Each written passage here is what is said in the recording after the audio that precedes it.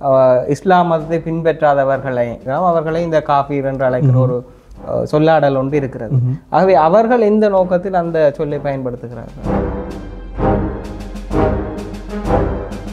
அரபு மொழியிலே காஃபிர்னு சொன்னால் அந்த இஸ்லாம் மதத்தை தழுவாதவர்களுக்கு பயன்படுத்துகிற சொல் தான் காஃபிர்ன்றது.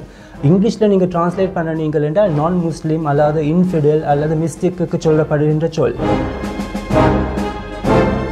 அதாவது 500 ஆப்பிரிக்கர்கள், அதாவது அபிசீனியா நாட்டை சேர்ந்தவர்கள் இலங்கையில் 14ஆம் நூற்றாண்டில் கொழும்பை வந்து அவைதான் ஆட்சி செய்திருக்கீங்க. டூரிஸ்ட் சைட்ஸ் என்று சொல்கிறோம் தானே, கொழும்பு கோட்டை, மற்றது வந்து யாழ்ப்பாணத்தில் இருக்கிற கோட்டை, கால் கோட்டை, இதை யார் கட்டினு யாரும் கேட்கறது இல்லை. இந்த அராபியர்கள் இந்த ஈஸ்ட் கோஸ்ட் ஆப்பிரிக்காவிலிருந்து இந்த அடிமைகளை வாங்கி அந்த வியாபாரத்தில் ஆல்ரெடி எஸ்டாப்ளிஷ்டாக இருந்தீங்க. அதுக்கு பிறகுதான் இந்த புர்த்துகீசியல் வந்து அவேக்கம் தெரிய வந்தது. ஓகே, அராபியர்கள் ஆல்ரெடி இந்த வேட்டு கிரகத்திலிருந்து வந்த ஒரு பிரஜைகளாக தான் இவையை பார்க்கிறீனமே ஒழிய இலங்கையில் பல நூற்றாண்டுகளாக அவர்கள் நேரடியாகவே திருமணம் செய்கின்ற மதத்துக்கு செல்கிறார்களா, இல்லை திருமணம் செய்கின்றவர்கள் அவர்களுடைய அந்த மதத்தை கலாச்சாரத்தை பின்பற்றுகிறார்களா? வந்து இவை கிறிஸ்துவர்களாக தான் இருந்திருக்கணும். ஆனால் வந்து இவைக்கு தெரியும் வந்து இவை ஒரு பௌத்த மதத்தை ஒரு சிங்களவர் இவையை கல்யாணம் கட்டினோம் என்றால் அந்த ஒரு சிங்களத்துக்கு கிடைக்கிற அந்த மதிப்பு மரியாதையும் இவைக்கு கிடைக்கும். ஆகையால் வந்து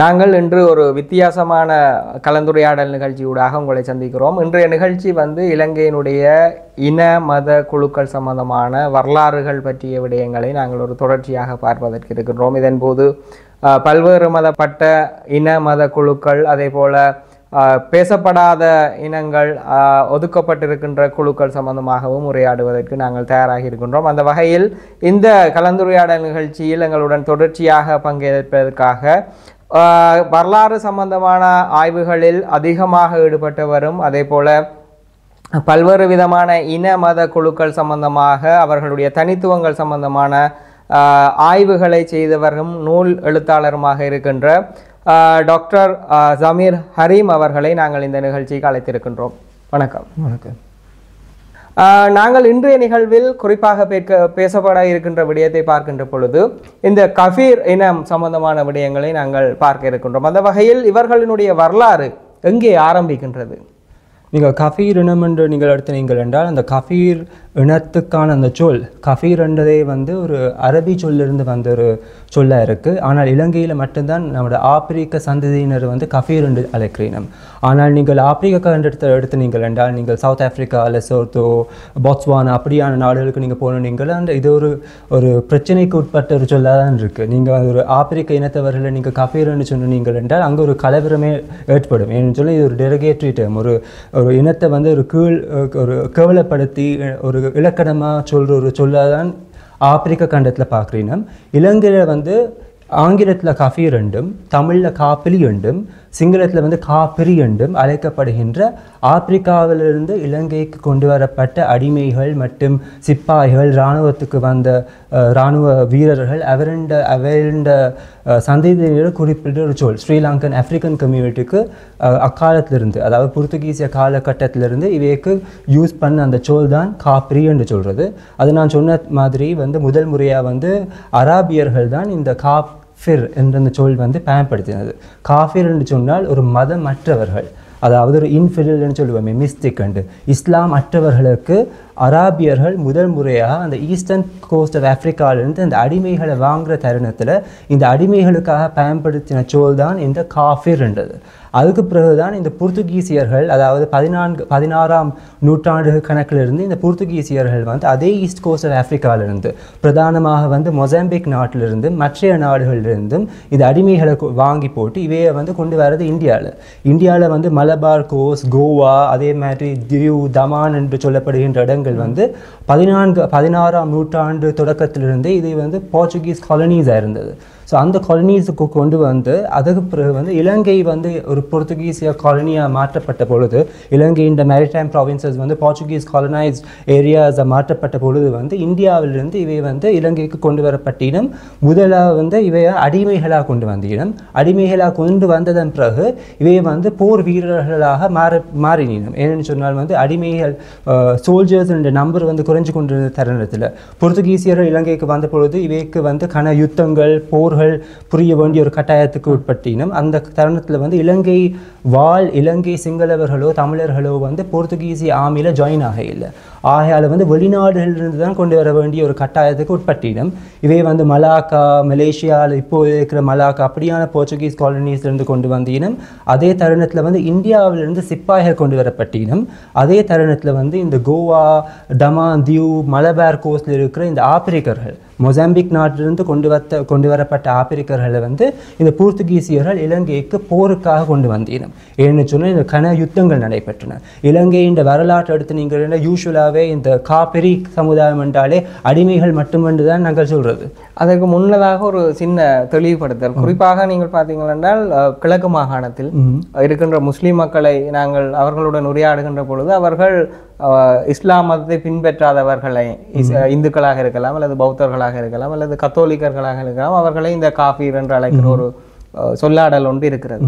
ஆகவே அவர்கள் எந்த நோக்கத்தில் அந்த சொல்லை பயன்படுத்துகிறார்கள்? முஸ்லீம்கள் ஏன்னு சொன்னால் வந்து அரபு மொழியிலே காஃபிர்னு சொன்னால் அந்த இஸ்லாம் மதத்தை தழுவாதவர்களுக்கு பயன்படுத்துகிற சொல் தான் காஃபிர்ன்றது.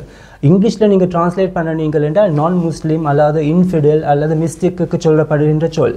இந்த அரபியர்கள் முதல் முறையாக நான் சொன்ன மாதிரி இந்த மொசாம்பிக், ஈஸ்ட் கோஸ்ட் ஆஃப் ஆஃப்ரிக்காவிலிருந்து இந்த அடிமைகளை வாங்கி போட்டு இதே இந்த நாட்டுக்கு கொண்டு போனீங்க.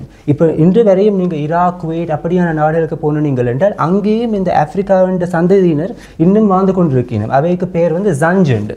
ஆனால் அங்கே வந்து காஃபிர் பயன்படுறது இப்போ குறைவு. அதே தருணத்தில் வந்து இந்தியாவிலையும் சித்தி கம்யூனிட்டி என்று இருக்கணும், சித்தி சமுதாயம் என்று. தென் இந்தியாவில் கர்நாடகா, அதே தருணத்தில் வந்து குஜராத் மாகாணத்தில் வந்து ஆஃப்ரிக்கன் கம்யூனிட்டி இருக்கணும். அதே மாதிரி பாகிஸ்தான்லேயும் வாழ்றணும். இவைக்கு வந்து புர்த்துகீசியர்கள் பயன்படுத்தின சொல் தான் காஃபிர்ன்றது. ஏன்னு சொன்னால் புர்த்துகீசியர்கள் இந்த அடிமைகளை வாங்குவதற்கு முன்பே இந்த அராபியர்கள் இந்த ஈஸ்ட் கோஸ்ட் ஆஃப்ரிக்காவிலிருந்து இந்த அடிமைகளை வாங்கி அந்த வியாபாரத்தில் ஆல்ரெடி எஸ்டாப்ளிஷ்டாக இருந்தீனம். அதுக்கு பிறகுதான் இந்த புர்த்துகீசியர் வந்து அவைக்கும் தெரிய வந்தது, ஓகே அராபியர்கள் ஆல்ரெடி இந்த வர்த்தகத்தில் ஈடுபட்டிருக்கிறோம், ஆயால் நாங்களும் இந்த அடிமைகளை வாங்கி போட்டு நமக்கு தேவையான வேலைகளை செய்கிறதுக்கு இந்த அடிமைகளை பயன்படுத்தலாம்னு சொல்லி போட்டு இவையில் வந்து அப்படியே கப்பல் அந்த டிரான்ஸ் அட்லாண்டிக் ஸ்லேவரி நாங்கள் கேட்குறோம் தானே. ஆனால் அதிகமாக இந்த இந்தியன் ஓஷனில் நடைபெற்ற அந்த அடிமை ட்ரேடை பற்றி யாருமே காய்க்கிறது இல்லை, ரொம்பவே குறைவாக இருக்குது. அடிமைகள் எப்படி ஆப்பிரிக்காவிலிருந்து நம்ம நாட்டுக்கு கொண்டு வரப்பட்டினமோ அதே மாதிரி வந்து அப்போதைய டச் ஈஸ்ட் இண்டீஸ் என்று அழைக்கப்படுகின்ற இன்றைய இந்தோனேசியா மற்றும் பிரிட்டிஷ் மலாயா, அதாவது இப்போதைய மலேசியா, சிங்கப்பூர் ஆகிய நாடுகளிலிருந்தும் இலங்கை மற்றும் இந்தியாவிலிருந்து அடிமைகள் நம்ம நாடுகளிலிருந்தும் அந்த நாடுகளுக்கு கொண்டு செல்லப்பட்டினோம். அது வந்து புர்த்துகீசிய காலகட்டத்திலையும் நடந்தது மற்றும் டச் ஒல்லாந்தர்களின் காலகட்டத்திலையும் நடந்தது. அதை பற்றி வந்து கன குறிப்புகள் வந்து இப்போதிலிருந்து தான் அது வெளிவர ஆரம்பிச்சிருக்கு. ப்ரொஃபஸர் நீரா விக்ரமசிங்க என்ற புத்தகத்திலையும் அதை வந்து அதை பற்றி எழுதியிருக்கிறார். ஸோ நீங்கள் யூஸ்வலாகவே இவன் ஹிஸ்ட்ரி எடுக்கிற நேரம் இவை வந்து அடிமைகளாக முதலாக கொண்டு வரப்பட்டு இலங்கையில் பிரசித்தி பெற்ற யுத்தங்கள், போர்த்துகீசியர்களுக்கும் சிங்கள மக்களுக்கும் இடையிலான நடைபெற்ற யுத்தங்கள் எடுத்து நீங்கள் என்றால் கண்ணூருவா, முல்லேரியாவா, ரந்தனிவல் என்று அழைக்கப்படுகின்ற பிரதான யுத்தங்களை எடுத்து நீங்கள் என்றால் அதில் இவே ஆற்றின பங்கு வந்து ஈடாகாத பங்கு. கன பேர் வந்து உயிரிழந்த பிறகு இவையை வந்து ரீஇன்ஃபோர்ஸ் பண்ணுறதுன்னு சொல்கிறது தானே. உயிரிழந்த சோல்ஜர்ஸை வந்து மின்னும் அந்த சோல்ஜர்ஸை வந்து நம்பரை இன்க்ரீஸ் பண்ணுறதுக்கு மறுபடியும் கோவாலிருந்தோ டமாந்தியூலிருந்து இல்லாட்டி டைரெக்டாகவே மொசாம்பிக்கிலிருந்து இவையை கொண்டு வந்து அப்படி ரீஇன்ஃபோர்ஸ் பண்ணிடுது. ஆனால் இலங்கையில் ஆஃப்ரிக்கன் அவேரண்ட வரலாறு வந்து போர்த்துகீசியர்கள் வருவதற்கு முன்பே ஆப்பிரிக்கா கண்டத்திலிருந்து இவை நம்ம நாட்டுக்கு வந்து ஆப்பிரிக்க வியாபாரிகள் வந்திருக்கீனம். அதை பற்றியான குறிப்புகள் வந்து ஜான் பெரி என்று அழைக்கப்படுகின்ற ஒரு எழுத்தாளரின் புத்தகத்தை நீங்கள் எடுத்து நீங்கள் என்றால் அவர் குறிப்பிட்டிருக்கிறார்.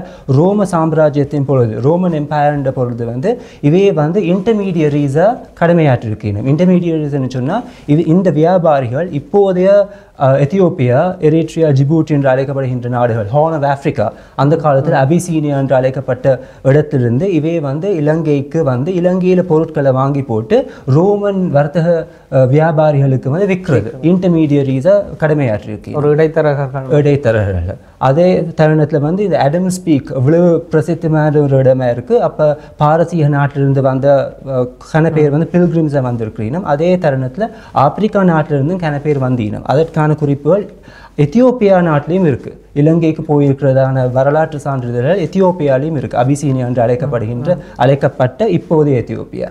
அதே மாதிரி வந்து இப்னு பட்டூட்டா, நீங்கள் எல்லாரும் கேள்விப்பட்ட பிரசித்தி பெற்ற ஒரு நாடு கான் பயணி, அவர் வந்து இலங்கைக்கு 14ஆம் நூற்றாண்டில் 1344ஆம் ஆண்டு இலங்கைக்கு விஜயம் செய்த பொழுது வந்து அவர் குறிப்பிட்டிருக்கிறார், நம்ம நாட்டின் ராஜா அவரை வந்து சுல்தான் என்று தான் அழைச்சிருக்கிறார். சுல்தான் என்று தான் அவருடைய ட்ராவலோகில் எழுதியிருக்கிறார். ஆரிய சக்கரவர்த்தி மற்றும் கொழும்பு பிரதேசம் வந்து ஜலஸ்தி என்று அழைக்கப்படுகின்ற ஒரு சி லார்டன் வசீர் என்று குறிப்பிட்டார். வசீர் என்று சொல்றது ஒரு பெரும் பகுதி வகிக்கிற ஒரு மனுஷர். சி லார்டன் ஒரு சமுத்திரத்தின் ராஜா மாதிரி. அவருடைய கீழே வந்து 500 ஹப்ஷீஸ், அதாவது 500 ஆப்பிரிக்கர்கள், அதாவது அபிசீனியா நாட்டை சேர்ந்தவர்கள் இலங்கையில் 14ஆம் நூற்றாண்டில் கொழும்பை வந்து அவைதான் ஆட்சி செய்திருக்கீங்க. அது வந்து இலங்கையில் மட்டுமல்ல, நீங்கள் இந்தியாவின் வரலாற்றை எடுத்து நீங்கள் என்றாலும், அந்த டெல்லி சுல்தனேட் அவைண்ட வரலாற்றை நீங்கள் பார்த்து நீங்கள் என்றாலும், டெக்கான் சுல்தனேட், விஜயநகர் பேரரசு அவைண்ட ராஜ்யத்தில் வந்து இந்த ஆப்பிரிக்கர்கள் அடிமைகளாக வந்திருந்தாலும் பிற்காலத்தில் அவைகளுக்கு அந்த அடிமை இடத்திலிருந்து அவை விடுவிக்கப்பட்டு அதற்கு பெரிய ஒரு படைகளின் சீஃப் தளபதிகளாக மாலிக் அம்பர் என்று அழைக்கப்படும். இந்தியாவின் வரலாற்று பேர் போனவர் தான் மாலிக் அம்பர். அவையெல்லாம் வந்து ஹபிஷிஸ்தானிலிருந்து ஹப்ஷீஸா வந்து அடிமைகள், பிற்காலத்தில் வந்து தளபதிகளாகவும் ராஜாக்களாகவும் ராஜாக்களையே ஆட்டி படைக்கக்கூடிய திறன் கொண்ட வீரர்களாக வந்து அவை வந்து டெவலப் ஆகி கொண்டு போனோம். அதே மாதிரி தான் இலங்கையில் 14ஆம் நூற்றாண்டுகளில் இலங்கையின் கொழும்பு மாகாணத்தில் கொழும்பு பிரதேசம் வந்து இவையண்ட ஆட்சிக்கு உட்பட்ட இடம். அதே தருணத்தில் ஜான் ஆஃப் ஃப்ளாரன்ஸ் என்று ஜியோவானி டி மேரினியோலி என்று அழைக்கப்படுற இட்டாலிய ஒரு போதகர், அவர் இலங்கைக்கு அதே டைமில் வந்து விஜயம் செய்த பொழுது, அதாவது 14ஆம் நூற்றாண்டில் இப்னு பட்டூட்டா வந்து ஒரு சில வருடங்களுக்கு பிறகு அவர் வந்த தருணத்தில் அவர் குறிப்பிட்டிருக்கிறார், இப்படியான ஒரு கொள்ளைக்காரர், அவர் ஒரு பைரட்னு தான் சொல்றது, அவர் வந்து ஒரு கிறிஸ்தவ போதகராக இருந்த தருணத்தினாலோ தெரியாது, ஒரு கொள்ளைக்காரர் வந்து இவரை சிறைப்பிடிச்சு சில மாதங்கள் இவரை வச்சு இவருடைய செல்வத்தை எல்லாம் வந்து இவை வந்து கொள்ளையடிச்சிருக்கிறோம் என்ற அந்த கதையை வந்து அவருடைய புத்தகத்தில் அவர் குறிப்பிட்டிருக்கிறார். ஆகையால் வந்து இந்த காப்பிரி என்று சொல்லப்படுகின்ற சமுதாய என்ற வரலாறு வந்து இலங்கைக்கு ஐரோப்பியர்கள் வருவதற்கு முன்பே இந்த காப்ரி இனத்தவர்களின் முன்னோர்கள் வந்து ஆப்பிரிக்க கண்டத்திலிருந்து இலங்கைக்கு வியாபாரிகளாகவும் மற்றும் இப்படியான ஒரு தேர்ச்சி பெற்ற ஒரு வீரர்களாகவும் மற்றும் நாட்டின் கொழும்பின் ராஜாக்களாகவும் அந்த காலத்தில் இருந்திருக்கீனும் அதற்கான வரலாற்று சான்றிதழ்களும் இருக்கு. இப்போ அந்த மாதிரி இருந்த ஒரு சமூகம் இன்றைக்கு எப்படி இருக்குது? அவர்களோட வரலாறு பிறகு எப்படி அவர்கள் எண்ணிக்கையில் குறைவடைந்தார்கள்? எப்படி அவர்களுடைய அந்த சக்தி அல்லது அவர்களுடைய பலம், ஒரு ஆட்சி பொறுப்பிலேயே இருக்கக்கூடிய அளவு சக்தியில் இருந்தவர்கள் அடிமைகளாக வந்திருந்தாலும் கூட அவர்கள் எப்படி அந்த பலத்தில் இருந்து குறைவடைந்தார்கள்? இன்றைக்கு அவர்களுடைய நிலைமை எப்படி இருக்குது? இன்றைக்கு அவன் நிலைமையை பார்த்து நீங்கள் ரொம்பவே பரிதாபக்கூடிய ஒரு நிலைமையில தான் இருக்கீனும். கன பேர் வந்து இந்த ரொம்பவே வறுமைக்கூடும் கீழே ஒரு பவர்ட்டியில் தான் வாழ்ந்து கொண்டு இருக்கீனும். இவை வந்து அதிகமாக இலங்கையில் வந்து கடலோர பிரதேசங்களில் கிராமங்களில் தான் வசித்து கொண்டு இருக்கீனும். நீங்கள் சிலம்படி என்ற இடத்துல நீங்கள் என்றாலும் கல்பெட்டியா, சிலாபம், மெட்டக்களப்பு, திருகோணமலை, யாழ்ப்பாணம். ஆனால் இப்படியான இடங்களில் வந்து ஒரு காலத்தில், அதாவது நீங்கள் புர்த்துகீசியரின் காலகட்டமாக இருக்கட்டும், ஒல்லாந்தர்களின் காலகட்டமாக இருக்கட்டும், இப்போ நாங்கள் டூரிஸ்ட் சைட்ஸ் என்று சொல்கிறோம் தான், கொழும்பு கோட்டை, மற்றது வந்து யாழ்ப்பாணத்தில் இருக்கிற கோட்டை, கால் கோட்டை, இதை யார் கட்டினு யாரும் கேட்கறது இல்லை. யூஸ்வலாகவே போர்த்துகீசியரால் கட்டப்பட்டது அல்லது ஒல்லாந்தர்களால் கட்டப்பட்டதுன்னு சொல்கிறோமே ஒழிய இவை வந்து யார் இந்த யாருண்ட உழைப்பு, யாருண்ட வேர்வை, யாருண்ட ரத்தத்தினால் இது கட்டப்பட்டதுன்னு யாரும் சொல்கிறது இல்லை.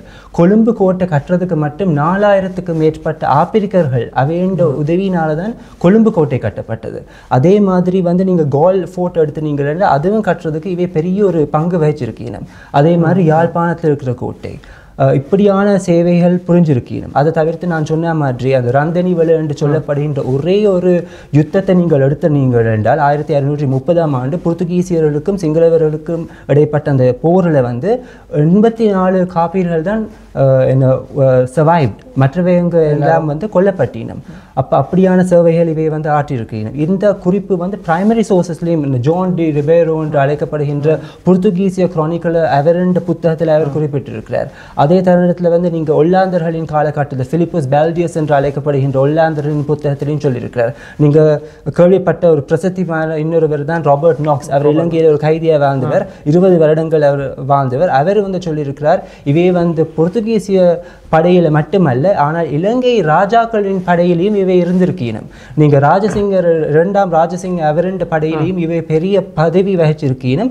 ஏன்னு சொன்னால் இந்த ராஜசிங்க செகண்ட் அவருக்கு முன்பே விமலதர்ம சூரிய 1ஆம் விமலதர்ம சூரிய அவரண்ட காலப்பகுதியில் வந்து யோரிஸ் வேன் ஸ்பில்பர்க் என்ற முதலாவது ஒல்லாந்தரின் ஒரு என்வாய் அவரண்ட ஒரு டிப்ளமேட் மாதிரி அவர் இலங்கைக்கு வந்த தருணம் வந்து 1602. அதாவது போர்த்துகீசியர் இலங்கையை ஆட்சி புரிந்து கொண்டிருந்த காரணத்தில் வந்து அவர் வந்த நேரத்தில் அவர் கண்டி ராஜ்யத்துக்கு விஜயம் செய்த பொழுது அவர் குறிப்பிட்டிருக்கிறார் தன் புத்தகத்தில் வந்து கண்டியில் வந்து சிங்களவர்கள் தமிழர்களை தவிர்த்து ரெனகேட் போர்ச்சுகீஸ் காப்பிரி மக்கள் மற்றும் மற்ற இனத்தவர்கள் டர்க்ஸ் மற்றும் மூவர்ஸ் வந்து முஸ்லீம்கள் அங்கே வாழ்ந்திருக்கான இதை வந்து அவர் குறிப்பிட்டிருக்கிறார். ஸோ இப்படி கண்டி ராஜதானியத்திலையும் வந்து முதலாம் விமலதர்ம சூரிய காலகட்டத்திலிருந்து ராஜசிங்க 2ஆம் ராஜசிங்க என்ற காலகட்டம் ஏன்னு சொன்னால் வந்து இவையே வந்து ஃபாரினர்ஸ் இவையே வந்து நம்பலாம். ஏன்னு சொன்னால் வந்து நாயக்கா ராஜ்யத்தை நீங்கள் எடுத்து நீங்கள் என்றாலும் ஸ்ரீ விக்ரம ராஜசிங்க அவருடைய பாதுகாப்பு ஒரு பெரிய ஒரு கேள்விக்குறியாக தான் இருந்தது.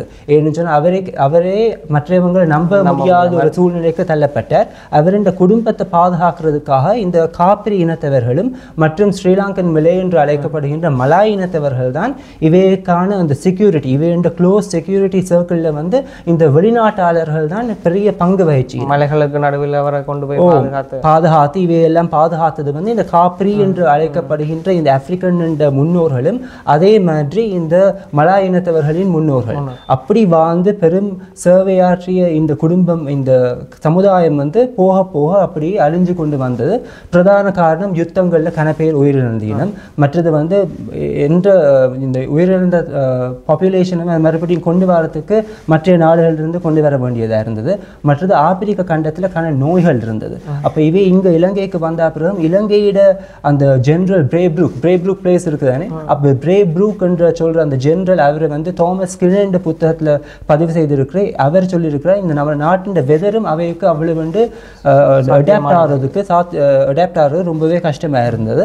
அதை தவிர்த்து வந்து இவை வந்து அந்த கலப்பு திருமணங்கள் இவை வந்து முற்றும் அழிஞ்ச ஒரு சமுதாயம் என்று எடுக்கிறதுக்கு இயலாது. இப்போது 1000க்கும் குறைவான மக்கள் தான் இலங்கையில் வாழ்றீனம். ஆனால் போர்த்துகீசிய காலகட்டத்திலிருந்து ஜேம்ஸ் கார்டினர் எழுதியிருக்கிறார், ஜேம்ஸ் இமர்சன் டெனன்ட் அவருடைய புத்தகத்தில் குறிப்பிட்டிருக்கு, அலஸ்டே ஃபெர்குசன் என்று அழைக்கப்படுகின்ற இன்னொரு ஆங்கிலேயர் புத்தகத்தில் வந்து சொல்லப்பட்டிருக்கிறது. இவை வந்து மற்ற இனத்தவர்களோடு கலப்பு திருமணங்கள் இன்டர் மேரேஜஸ் நடந்திருக்கு. ஆகையால் வந்து இவை என்ற சந்ததியினர்கள் தான் மற்ற கம்யூனிட்டிஸுக்கு மற்ற கம்யூனிட்டிஸ் பார்ட் ஆஃப் அதர் கம்யூனிட்டிஸை இன்னும் இலங்கையில் வாழ்ந்து கொண்டிருக்கிற ஒரு சமுதாயம் தான். ஆனால் இந்த கூலி வேலைகள் மற்றும் துயரங்களுக்கு உட்பட்ட ஒரு சமுதாயம். ஒரு காலத்தில் வந்து இவை வந்து இராணுவ வீரர்களாகவும் படை தளபதிகளாகவும் ஆங்கிலேயர்களின் ஆட்சி காலத்தில் இந்த தெருக்கள் ரோட் கன்ஸ்ட்ரக்ஷன்ஸுக்கு இவை பெரிய ஒரு பங்கு வகிச்சினம். நீங்கள் ஹில் கண்ட்ரி எடுத்து நீங்கள் என்றால் அங்கே ரோடு எல்லாம் வந்து அதிகமாகவே இவைகளால் கட்டப்பட்ட ரோட்ஸ் தான். இதை பற்றி பேர் குறிப்பிட்டிருக்கீங்க அவை என்ற புத்தகங்களில். ஸோ இப்படி சேவையாற்றினவர்கள் பிறகு வந்து சால்டர்ன் அதாவது உப்பளம், நீங்கள் புத்தளம் அந்த பிரதேசங்கள் வந்து உப்பளத்தில் இவைய வேலை செய்தீனம். உப்பளத்தில் வந்து செக்யூரிட்டி கார்ட்ஸ் இவையே தான் இருந்தீனம் மற்றும் கூலிகளாக வேலை செய்தீனம். அதுக்கப்புறம் அந்த வெள்ளக்காரர்களோட காலகட்டத்தில் இவைக்கு பாடசாலைகளும் நிறுவப்பட்டீனம். ஏன்னு சொன்னால் இவை வந்து சோல்ஜர்ஸாக இருந்தது. ஆங்கிலேயர்களின் காலகட்டத்தில் இவைக்கு கற்பிக்கிறதுக்கு இவைக்காகவே பாடசாலைகள் நிறுவப்பட்டது. நீங்கள் இப்போ நாங்கள் இருக்கிற இடத்துல ஆமர் ஸ்ட்ரீட் இருக்குதானே, ஆமர் ஸ்ட்ரீட்னு அழைக்கப்படுற ரெவரன் ஆண்ட்ரூ ஆமர் அவரே வந்து ஒரு காப்ரி இனத்தவர்களுக்காக நிறுவப்பட்ட பாடசாலையில் ஒரு ஹெட் மாஸ்டராக இருந்தவர் தான் இந்த ரெவரன் ஆண்ட்ரூ ஆமர் என்று அழைக்கப்படுகின்றவர். அதே மாதிரி குருநாகலில் வந்து இலங்கையில் வந்து ஆங்கிலேயர்களின் காலப்பகுதியில் ஆட்சி காலத்தில் வந்து 3ஆம் 4ஆம் சிலோன் ரைஃபிள் ரெஜிமெண்ட் முற்றுமுழுதாக முழுமையாகவே இந்த காப்பிரி இனத்தவர்களை கொண்ட ஒரு படையாக தான் இருந்தது, 2 படைகள். அதே மாதிரி இலங்கையில் நடைபெற்ற இந்த ஊவர் ரெபெலியன் மற்றும் ஆங்கிலேயர்களுக்கு எதிராக செய்யப்பட்ட புரட்சிகளில் வந்து இவே தான் அந்த நாட்டின் ரெவல்யூஷன் எல்லாம் கண்ட்ரோல் பண்ணுறதுக்காக. அதே மாதிரி ஆங்கிலேயர்களின் காலகட்டத்திலையும் இதே இந்த கோவா, தமான், தீவு என்று அழைக்கப்படுகின்ற போர்த்துகீசியர்களின் காலனிஸ்ல இருந்து தான் இலங்கையோட கவர்னர்ஸ் அழைக்கப்படுகின்ற நம்ம ஃப்ரெட்ரிக் நார்த்தா இருக்கட்டும் அல்லது தாமஸ் நேட்டன் அந்த வெளிநாட்டிலிருந்து தான் இவையை கொண்டு வந்தது. அதுக்கு பிறகு வந்து இவையின் தேவை வந்து இல்லாமல் போனது. ஏன்னு சொன்னால் வந்து யுத்தங்கள் குறைவடைந்தது. இலங்கையில் வந்து 1815ஆம் ஆண்டிலிருந்து முற்று முழுதாகவே ஒரு பிரிட்டிஷ் காலனியாக மாற்றப்பட்டது. அதுக்கு பிறகு வந்து இவையுண்ட சனத்தொகை வந்து குறைஞ்சது. மற்றது வந்து இவைக்கான அந்த கலப்பு திருமணங்கள் அப்படியான நடந்ததுனாலவும் நோய்வாய்ப்பட்டு கனப்பேர் இழந்தீனும், மற்றது இந்த போர்களில் வந்து கனப்பேர் உயிரிழந்தீனும், மற்றது வந்து இந்த அடிமைகள் அந்த அந்த ஸ்லேவரி அபாலிஷ் பண்ணதன் பிறகு 1844ஆம் ஆண்டு சில பேர் வந்து இந்தியாவுக்கு போனதான வரலாறும் இருக்குது, சில பேர் ஆப்பிரிக்காவுக்கும் போனதான வரலாறு இருக்குது. ஸோ இப்படியான கதைகளின் காரணத்தினால வந்து இவையுண்ட சனத்தொகை வந்து குறைவடைஞ்சிருக்கு. ஆனால் இப்போதைக்கு வந்து இந்த சிலம்படி என்று அழைக்கப்படுகின்ற இடத்துல மட்டும் பிரதானமாக இந்த கல்பிட்டிய சிலாபம் அந்த இடங்களில் தான் இவை வாழ்றினும். அதை தவிர்த்து யாழ்ப்பாணத்தில் வந்து இப்போ பார்க்குறதுக்கே குறைவாக இருக்குது. ஆனால் இவையுண்ட முன்னோர்கள் வந்து இலங்கையில் சிங்கள மக்களாக இருக்கட்டும், தமிழ் மக்களாக இருக்கட்டும், மற்றும் இந்த போர்த்துகீஸ் பர்கர்ஸ் என்று அழைக்கப்படுகிற பரங்கி இனத்தவர்கள் அவைகளோட வந்து அதிகமாக கல்யாணம் கட்டியிருக்கீனும். அதற்கான வரலாற்று சான்றிதழ் ஜேம்ஸ் கார்டன் என்ற புத்தகத்தில் குறிப்பிட்டிருக்கிறார். இவை வந்து மியூசிக், டான்ஸும் மியூசிக்கும் இவே வந்து பெரிய ஒரு பங்காற்றிருக்கீங்க. நீங்கள் கஃப்ரின்யா மியூசிக் நீங்கள் கேள்விப்பட்டிருப்பீங்க, பைலா மியூசிக் நீங்கள் கேள்விப்பட்டிருக்கீங்க, அதே மாதிரி மஞ்சா என்று சொல்லப்படுகின்ற மியூசிக் இவே கண்டு ஒரு தனித்துவமான ஒரு இசை, அதே மாதிரி இவேக்கான ஒரு டான்ஸ் இதைகள் தான் செய்து கொண்டிருக்கீங்க. இப்போ வந்து இவையோட படிப்பறிவு லிட்ரஸி இந்த சமுதாயத்தில் ரொம்பவே குறைவாக இருக்குது. கூலி வேலைகள் தான் செய்து கொண்டிருக்கணும். இவையே வந்து அந்த சிலம்படி என்று சொல்லப்படுகின்றது கிராமத்திலிருந்து இலங்கை கொழும்புக்கு கொண்டு வந்து இவை வந்து யூஸ்வலாகவே ஏமாற்றப்படுகின்ற ஒரு சமுதாயமாக இருக்குது. படிப்பறிவு குறைவு. மற்றது இவைக்கு வந்து சொல்கிறது யூஸ்வலாகவே நாங்கள் 10,000 20,000 நாங்கள் தரனாங்க, நீங்கள் வந்து இங்கே வந்து நீங்கள் மியூசிக் ப்ளே பண்ணி போட்டு நீங்கள் டான்ஸ் ஆடி போட்டு நீங்கள் போங்க உண்டு. ஆனால் இவைக்கு சொல்லப்படுகின்ற அந்த சம்பளம் வந்து இவைக்கு கிடைக்காமல் போகிறது. மற்றது இலங்கையில் இன்றும் இவை வந்து அந்நிய ஒரு சமுதாயமாக தான் பார்க்குறீங்க. வேற்று கிரகத்திலிருந்து வந்த ஒரு பிரஜைகளாக தான் இவையை பார்க்குறீனமே ஒழிய இலங்கையில் பல நூற்றாண்டுகளாக, அதாவது ஐரோப்பியர்கள் இலங்கைக்கு வருவதற்கு முன்பிலிருந்தே இந்த நாட்டில் வாழ்ந்து ஒரு பெரும் சேவை ஆற்றிய ஒரு சமுதாயமாக இலங்கையில் பார்க்கறது குறைவு. ஆனால் இப்போ இவர்களோட இப்போதைய வாழ்க்கை வறுமையில் இருந்தாலும் இவையல் சம்பந்தமாக இவர்கள் இப்பொழுது இலங்கை பிரஜைகளாக வாழுகிறார்களா அல்லது இவர்கள் இன்னும் அதிலேயும் வேறுபாடு அவர்களுக்கு காணப்படுகிறது? இலங்கை பிரஜைகளாக தான் வாழ்றீனும். ஆனால் நான் சொன்ன மாதிரி வந்து இவை பற்றிய விழிப்புணர்வு வந்து ரொம்பவே குறைவாக இருக்குது இலங்கையில். 1871ஆம் புள்ளி விபரத்திலிருந்து 1911ஆம் ஆண்டு வரையிலான காலப்பகுதியில் வந்து எல்லா சென்சஸ்லேயும் வந்து ஸ்ரீலங்கன் கஃபீர், சிலான் கஃபீர் ரெண்டும் அல்லது கஃபீர் ரெண்டு ஜென்ரலாகவே குறிப்பிடப்பட்ட சமுதாயம் வந்து அந்த 20ஆம் நூற்றாண்டின் முதற் பகுதியிலிருந்து இன்று வரையிலான இவையை பற்றி எந்த ஒரு விபரமும் ஒரு புள்ளி விபரத்திலேயே இல்லை. அப்போ கணப்பேருக்கு தெரியாத ஒரு சமுதாயமாக இருக்குது. மற்றது வந்து இவை வந்து பாடசாலைகளுக்கு பிள்ளைகள் போகிற தருணத்திலையும் பாடசாலைகளிலும் இவை வந்து ஆப்பிரிக்க இனத்தை சேர்ந்தவங்க என்ற காரணத்தினால வந்து இவையை வந்து இன்சால்ட் பண்ணுறது, பெஜாரிட்டிவ் ஒரு டிஸ்கிரிமினேட்டரி டேர்ம்ஸ் பயன்படுத்துறது எல்லாம் இருக்குது. மற்றது நான் கவனித்த ஒரு விஷயம் வந்து இலங்கையில் மட்டும்தான் இன்று வரை இந்த சமுதாயத்துக்கு நாங்கள் வந்து கஃபீர் என்று அழைக்கப்படுகின்ற வெளிநாடுகளில் பிரதானமாகவே ஆப்பிரிக்காவில் வந்து பெரிய ஒரு கலவரத்தை உண்டாக்கக்கூடிய அந்த ஒரு ஆன்டிக்வேட்டட் டேர்ம் இன்னும் நாங்கள் பயன்படுத்தி, நீங்கள் பீப்புள்ஸ் ஆஃப் ஸ்ரீலங்கா ஒரு புத்தகம் வெளியிடப்பட்டது சில வருடங்களுக்கு முன்பு. அந்த புத்தகத்திலையும் நம்மளோட நாட்டின் அரசினால் வெளியிடப்பட்ட புத்தகத்திலையும் வந்து இவைய ஸ்ரீலங்கன் கஃபீர் என்று தான் குறிப்பிட்டிருக்கணுமே ஒழிய இவைய வந்து இலங்கை வாழ் ஆப்பிரிக்கர்கள் என்று குறிப்பிட இல்லை. ஸோ இப்படியான பல துயரங்கள், பல அல்லல்கள் மற்றும் இவைக்கான ஒரு உரிமை என்றதே இல்லாமல் இன்னும் அந்த கூலி வேலைகள் செய்து கொண்டு, கூலி வேலைகள் அந்த ஆங்கிலேயர்கள் காலத்திலையும் இவை நடந்தது. பிரதானமாக நான் சொன்ன மாதிரி இந்த ரெபலியன்ஸ் எல்லாம் முடிஞ்ச பிறகு அதுவும் இவைக்கான தேவை இல்லாமல் போனதன் பிறகு வந்து இவை வந்து கூலிகளாக தான் 1860ஆம் ஆண்டுகள் தொடக்கத்திலிருந்து பிரதானமாக மைல்மென் உண்டு, அதாவது ரோட் வந்து நிறுவுறதுக்கு இவை தான் பங்கு வகித்தது. ஆகையால் இவைக்கு மைல்மென் அந்த ஒரு ரோட் கன்ஸ்ட்ரக்ஷன்ஸுக்கு சேவை ஆற்றினும். ஆனால் அந்த காலகட்டத்திலிருந்து இவை இந்த பாப்புலேஷன் குறைஞ்சு கொண்டே வந்திருக்கு. பேர் வந்து இப்போ பௌத்த மதத்தை தழுவினம். ஆனால் ஆங்கிலேயர்களின் காலகட்டத்திலேயோ ஒல்லாந்தர்களின் காலகட்டத்தில் இவை வந்து அதிகமாக கிறிஸ்தவர்களாக வாழ்ந்தினம். மெயின்லி கேத்தலிக்ஸ் என்ன சொன்னால் போர்த்துகீசியர்களால் கொண்டு வரப்பட்டவர்கள். மற்றது வந்து ஒல்லாந்தர்கள் மற்றும் ஆங்கிலேயர்களின் காலகட்டத்தில் வந்து போர்த்துகீசிய காலனிஸ் ஆகிய தமான் தீவு, கோவா தவிர்த்து மற்ற நாடுகள் இருந்தும் இப்போதைய சவுத் ஆப்பிரிக்கா கேப் காலனியில் இருந்தும் மெடகாஸ்காரில் இருந்தும் Mauritius, Seychelles, Reunion islands, east coast of Africa இருந்து இவை கொண்டு வரப்பட்டிருக்கின்றன. இவை இனத்தை எடுத்து நீங்கள் என்றால் மெஜாரிட்டி ஆஃப் தேம் பண்டு என்று அழைக்கப்படுகின்ற ட்ரைபை சேர்ந்தவர்கள்.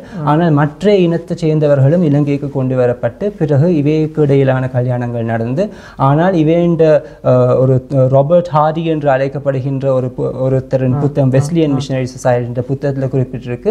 இவைக்கான ஒரு சில சடங்கு சம்பிரதாயங்கள் 1860ஆம் கணக்கில் இவை இன்னும் பின்பற்றி கொண்டு வந்திருக்கிறோம்.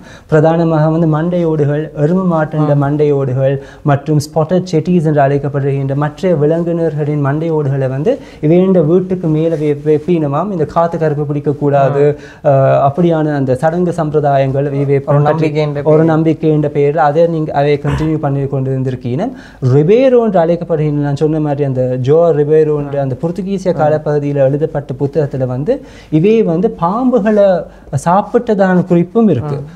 பாம்புகள்னு சொன்னால் ஒரு விலங்கையே சாப்பிடக்கூடிய ஒரு ஸ்டக் என்று அழைக்கப்படுகின்ற ஒரு பெரிய ஒரு மானையே சாப்பிடக்கூடிய பெரிய பாம்புகளை வந்து இவை வந்து சாப்பிட்டதாகவும் மற்றும் அசைவ உணவு தான் இவை கூடுதலாகவே சாப்பிட்டது என்று சொன்னால் இவை அதிகமாகவே அந்த இராணுவத்தில் இருந்ததால் அந்த மறுபடியும் அந்த ஆங்கிலேயர்ன்ற குறிப்பு வந்து டிஃப்ரெண்ட்டாக இருக்குது. சில ஆங்கிலேயர்களின் புத்தகத்தில் வந்து இவையில் வந்து ரொம்பவே ஒரு ப்ரேஸ் பண்ணி கதைக்கிற புத்தகங்களாக இருக்குது. சில ஆங்கிலேயர்களின் குறிப்பில் வந்து இவையை வந்து ரொம்பவே மட்டன் தட்டி கதைக்கிறது.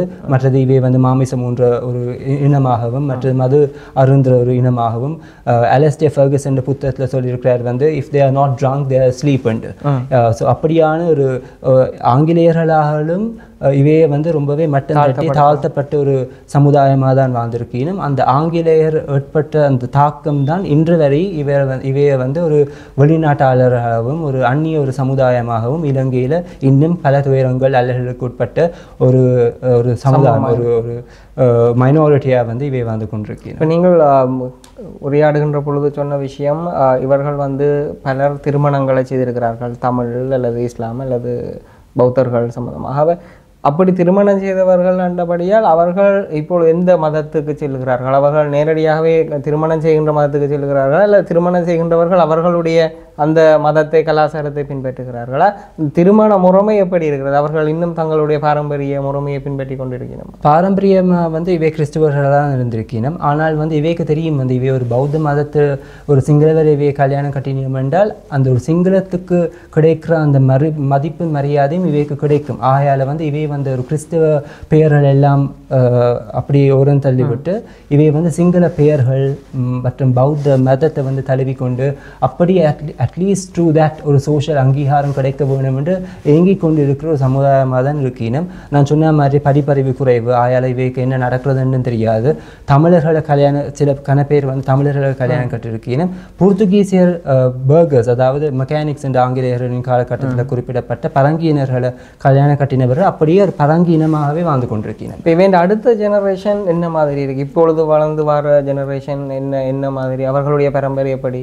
இப்போதைக்கு அந்த சிலம்படி என்று சொல்லப்படுகின்ற கிராமத்தில் மட்டும்தான் ஒரு ரொம்பவே குறைவான சனத்தொகை கொண்ட ஒரு சமுதாயமாக இருக்குது. பாடசாலைக்கு போகிற இனம் நார்மலான கல்வி கிடைக்கிறது. ஆனால் வந்து இந்த ஆஃப்ரிக்கன் கம்யூனிட்டி இந்த இலங்கையில் வந்து ஒரு எக்ஸாட்டிக் கம்யூனிட்டியாக தானே பார்க்குறது.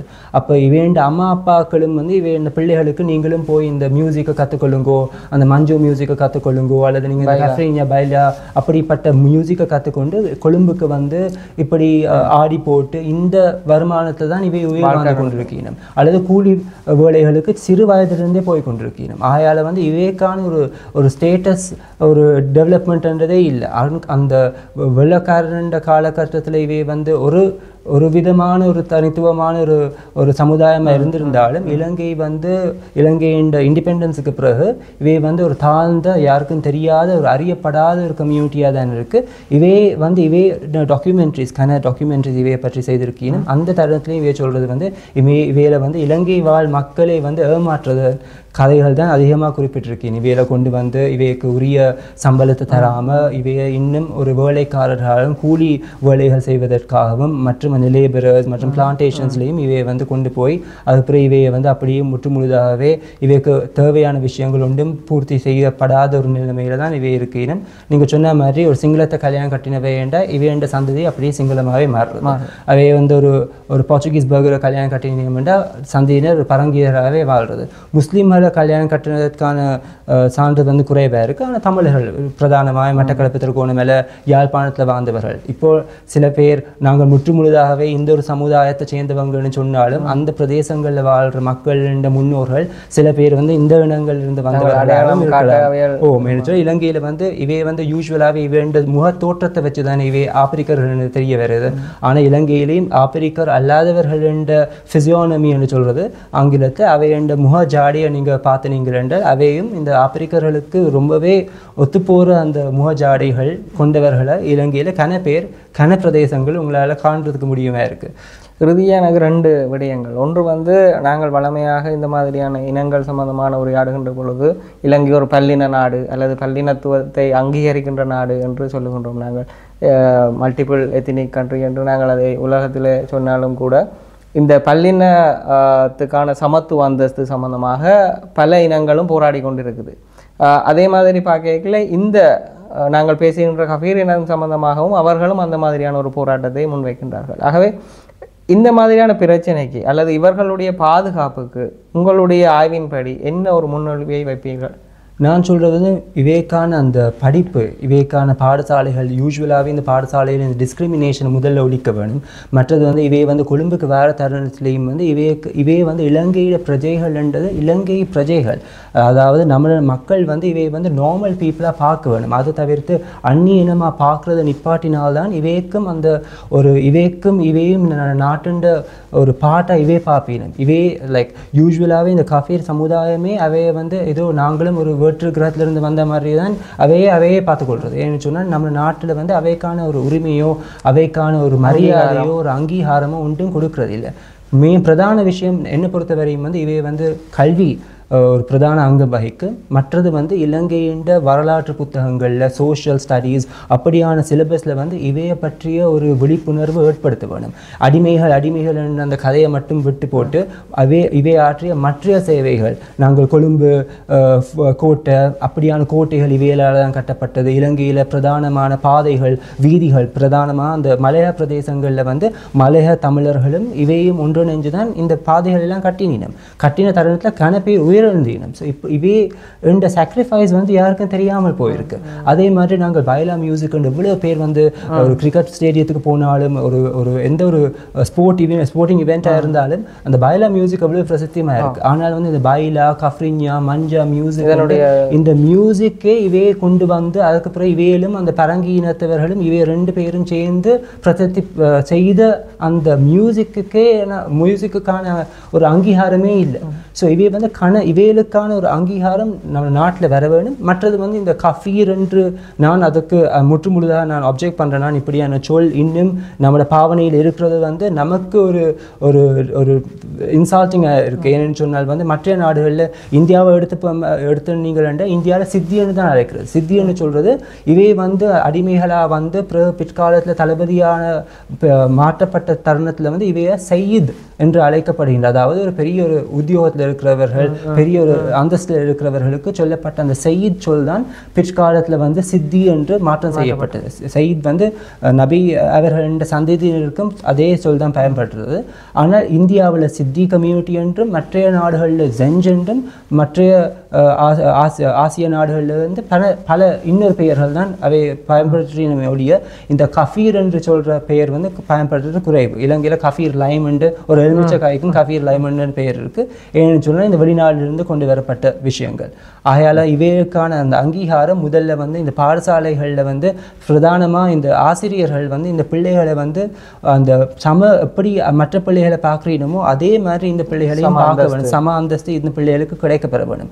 மற்றது வந்து இந்த பிள்ளைகள் வந்து கொழும்புக்கு வந்து பெர்ஃபார்மன்ஸ் செய்கிற தருணத்திலையும் வந்து இவையை வந்து ஒரு நம்ம நாட்டின் ஒரு அங்கமாக பார்க்க வேணும். அதை தவிர்த்து வந்து இவையை வந்து ஒரு எக்ஸாட்டிக் கம்யூனிட்டியாக வந்து இந்த தெலுங்கு இலங்கையில் இவை மட்டும் அல்ல, நீங்கள் மலையா தமிழர்களை நீங்கள் எடுத்து நீங்கள் இருந்தாலும் தெலுங்கு மக்களை நீங்கள் எடுத்துட்டு இருந்தாலும் சில குறிப்பிட்ட இனத்தவர்கள் பேரும் அந்தஸ்தோதையும் கனவரிசங்கள் நூற்றாண்டுகளாக வாழ்ந்து கொண்டிருக்கணும்.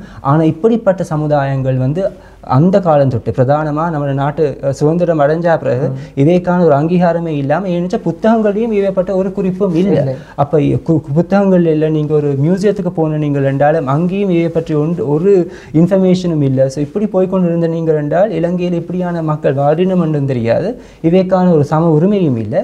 மற்றது வந்து இவை அந்த பாரம்பரிய தொழிலான இந்த கூலி வேலைகளும் அடிமைகளாக வேலை செய்து கொண்டு வரதான் பிற்காலத்திலையும் செய்து கொண்டு போவினோம். இவைக்கு பிரதானமாக தேவைப்படுறது வந்து கல்வி. அந்த கல்வி அறிவு அந்த ஞானம் இவைக்கு கிடைக்காட்டி இவை இப்படியே கண்டினியூ பண்ணி கொண்டு போவீங்க. மற்றது சமுதாயம் வந்து இவையை வந்து அங்கீகரித்து இவையிலும் நம்மளை ஒரு பார்ட் ஆஃப் அஸ் அந்த ஒரு மைண்ட் செட் வந்து ஒரு சிந்தனை வந்து வர வேணும். இல்லைன்னு சொன்னால் எந்த காலத்திலையும் இவை வந்து இப்போ அவை அனுபவிக்கிற அந்த அல்லல்களும் துயரங்களும் பிற்காலத்திலும் தொடர்ந்து கொண்டே போகும். அதான் இந்த ஒரு தாட்டாக இருக்குது. நல்லது. நாங்கள் இன்றைய தினம் கஃபீர் இனம் சம்பந்தமாகவும் அவர்களுடைய வரலாறு, அவர்கள் தற்பொழுது எதிர்நோக்குகின்ற பிரச்சனைகள் சம்பந்தமாக நாங்கள் கலாநிதி சமீர் ஹரீமுடன் உரையாடி இருந்தோம். நாங்கள் மற்றொரு நிகழ்ச்சியில் மற்றொரு இனக்குழு சார்ந்து அல்லது மதக்குழு சார்ந்து பேசுவதற்கு தயாராக இருக்கின்றோம். மீண்டும் ஒரு முறை இந்த நிகழ்ச்சியின் வாயிலாக உங்களை சந்திமைக்கு நன்றி கூறிக்கொண்டு விடைபெறுகின்றோம். வணக்கம்.